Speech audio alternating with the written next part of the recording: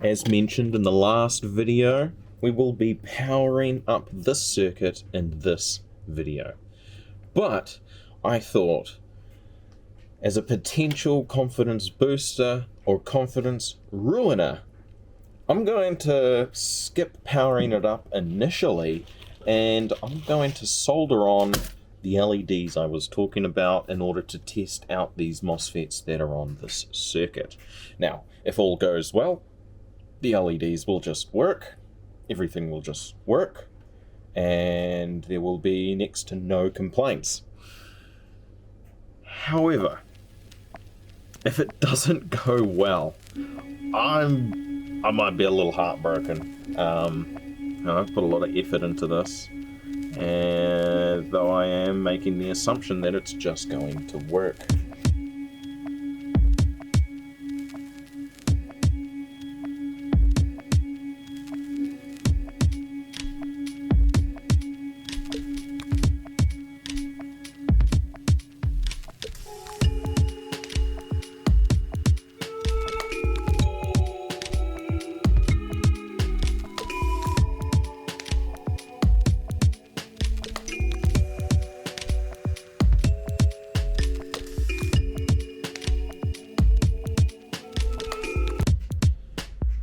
Well, these logs aren't super useful. There's not really a lot of information there. That said, at this point, without the 12 volt circuit connected, I am able to connect to it. So let's see if I can program this up a bit and get everything set.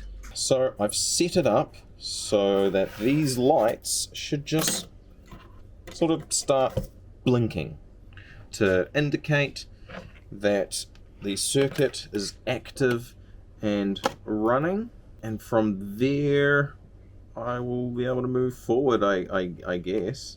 Well, obviously we're going to see what actually happens, because the circuit could also be completely not working at all. But at least I know the microcontroller was working when I just programmed it. So let's see what happens.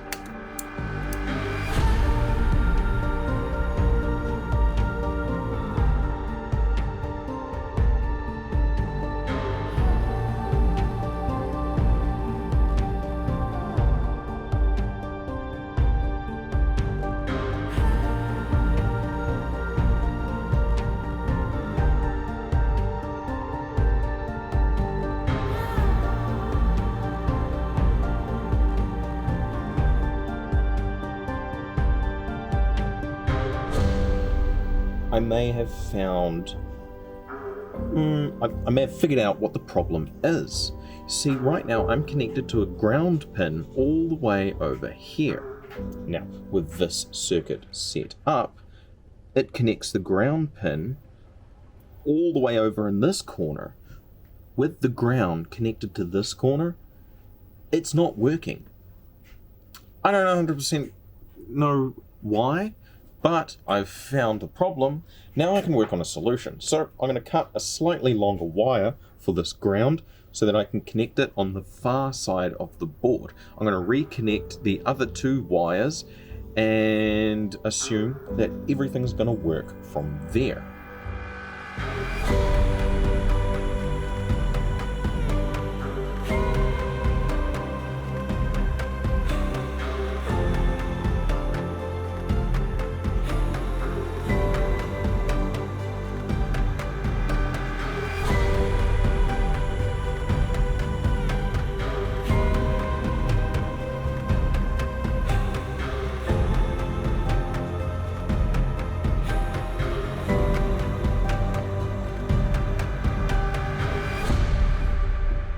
Let's see if this circuit is going to, in fact, actually work properly.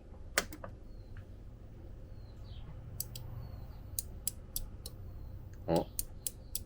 Hey, the lights are blinking. I will be getting a data connection.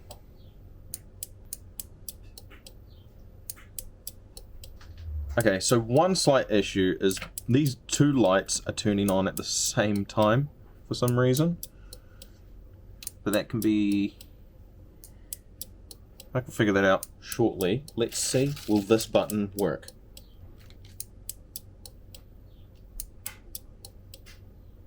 I don't know.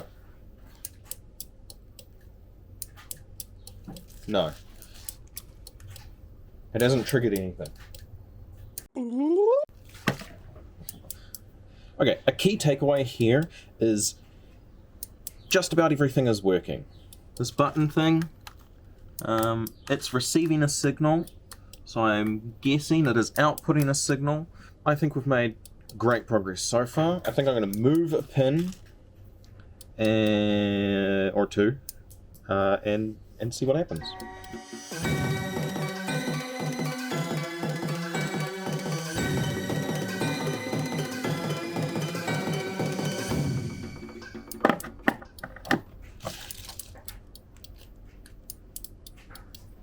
Okay.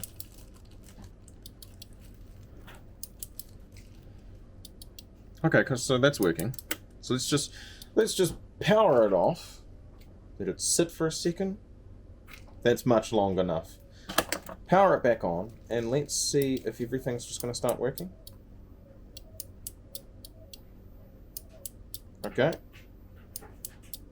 The first cycle, it seemed to skip, but after that, it looks like it's working well. And then if I push this,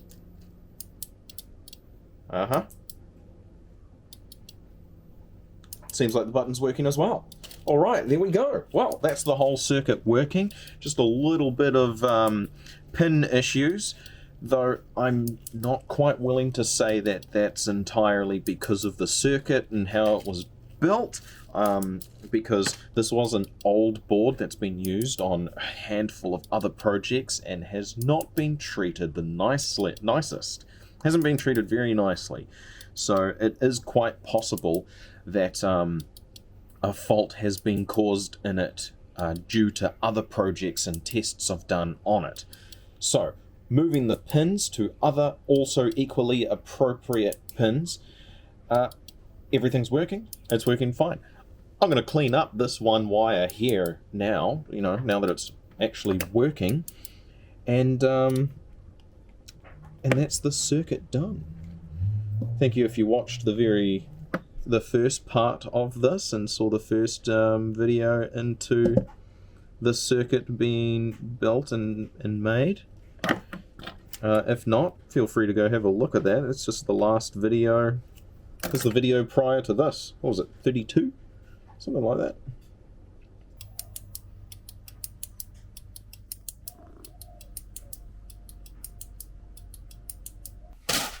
Well done. This is going to be a very useful little tool.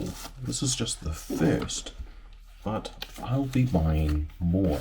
Now, what I've got here is the Nano KVM light by sipeed? Sipeed?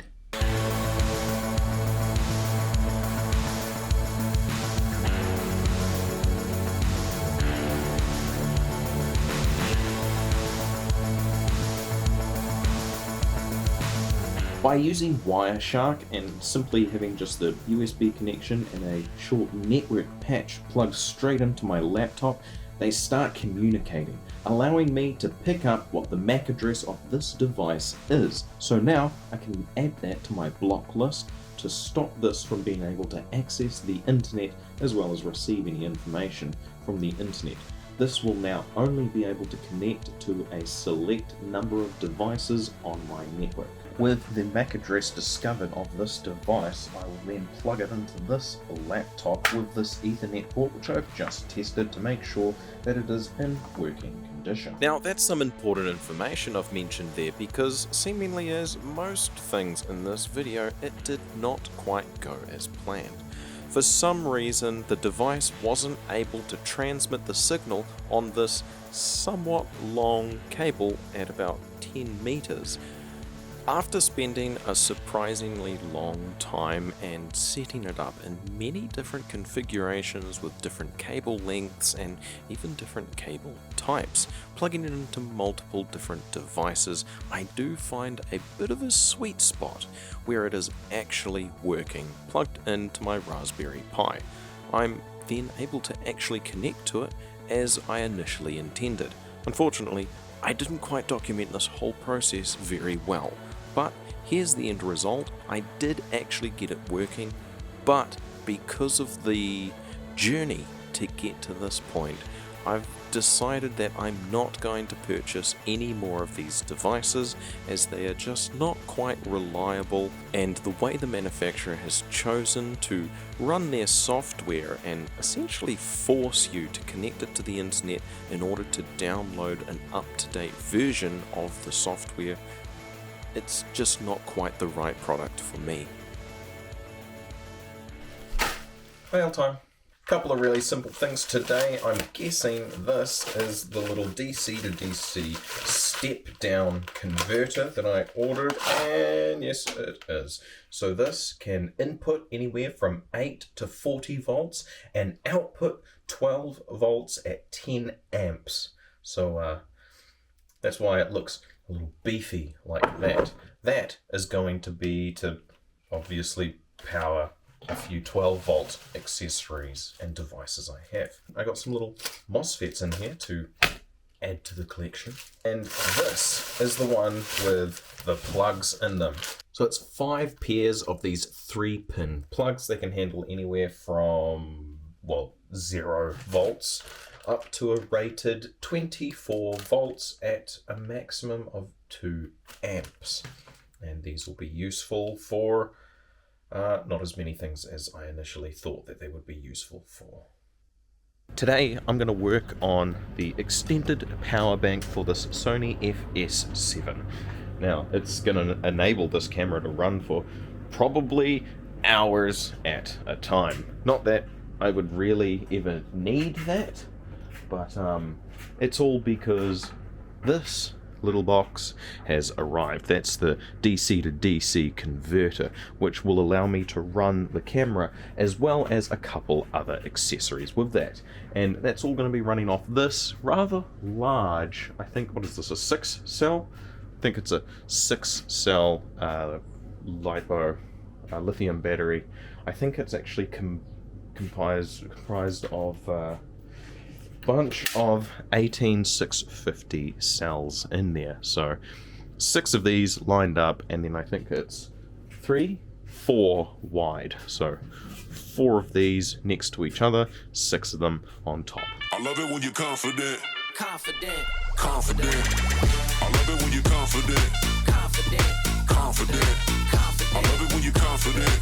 Confident. Confident. Keeping with the theme of the rest of the video, I'm hunting for a very specific plug to power the camera. I thought I did have it, but after looking through pretty much every single box I have that contains some cables, I've found that I have one size up and one size down, but not the actual size I need. At this point, I do think about giving up on this project for today and just putting it on hold, but I actually end up deciding that I'm going to work on the battery pack and get it ready for this project. I love it when you're confident. Confident. Confident. All eyes on you when you walking in. Got it all mapped out, you the main event. Yeah. Confident. I love it when you're confident. They can't tell me nothing. Turn nothing to something. If it ain't about getting money, then what is we discussing? Too fly like a red eye. I can see it all from a bird's eye. They want me to fall, but I just glide. Guess it's just something on the inside. Yeah. Now show up like you the one that they here for. Go up, show up like you the one that they here for.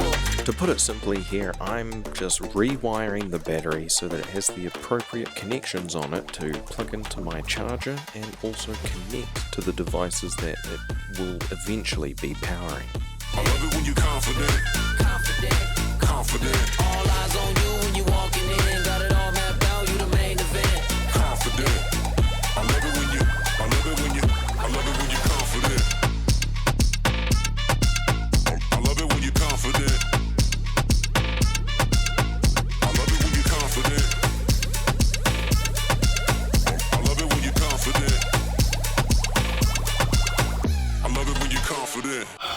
there we go. I've spent far too much time just to make a battery, basically. All I really did was just put on the connectors for what I'm going to use it for. So I use this balance lead so that I can plug it into my charger. And I've got an XT60 on here so that I can, of course, connect it to power. I'll put the other corresponding end on this cable here so that I can actually use this, which is going to kind of take away the need to use a switch, because the switch is potentially going to cause problems. If it gets bumped, then it gets switched off. So at least with this, the only way things get turned off is if things get ripped out of place. Now, one issue is, of course, the top bit here, but I guess this can lay down like this. That should be perfectly safe. A lot of alterations needed to be done because of the original configuration for this battery. It wasn't actually made to be set up like this. It really only had the positive negative here, and then it had the middle ones on the line here, along with a small temperature sensor there for the BMS to monitor it. So lots of changes, lots of little changes done to this and partially tidied up, but now this is in a usable condition for this project. Oh. Right.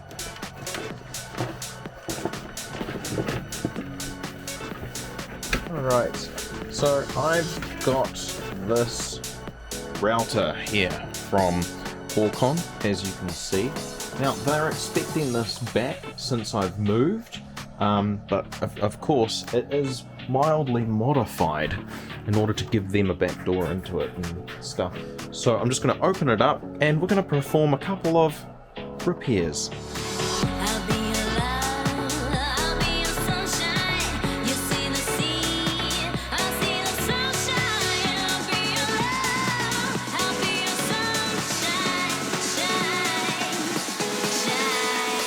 I'll keep it short. This router isn't going to survive. Mildly warm, I guess. Oh, look at that! Some sort of fault over here. Oh, look at that! They're hiding fireworks in here.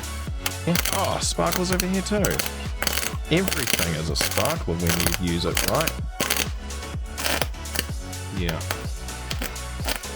Yeah, so that's not really helping us there. Oh look, there we go. Oh, we've got a little one of those fire starter buttons or something. Oh wait, we've already tested this one out, haven't we? Yeah. Alright, just turn that light on. Ooh. That's not the ground. That's not ground. No. That's not ground. That's not ground. Ooh. I like the orange light though. That's ground. I found the ground. Oh look. Oh, that might be a ground. Jeez, I may have. You know, that's just sort of ruined this whole thing. I'm just here trying to diagnose, a simple fault. I forgot the password. I just wanted to see if I could poke around and see if I could get the password to pop up. Oh, that might have been a ground.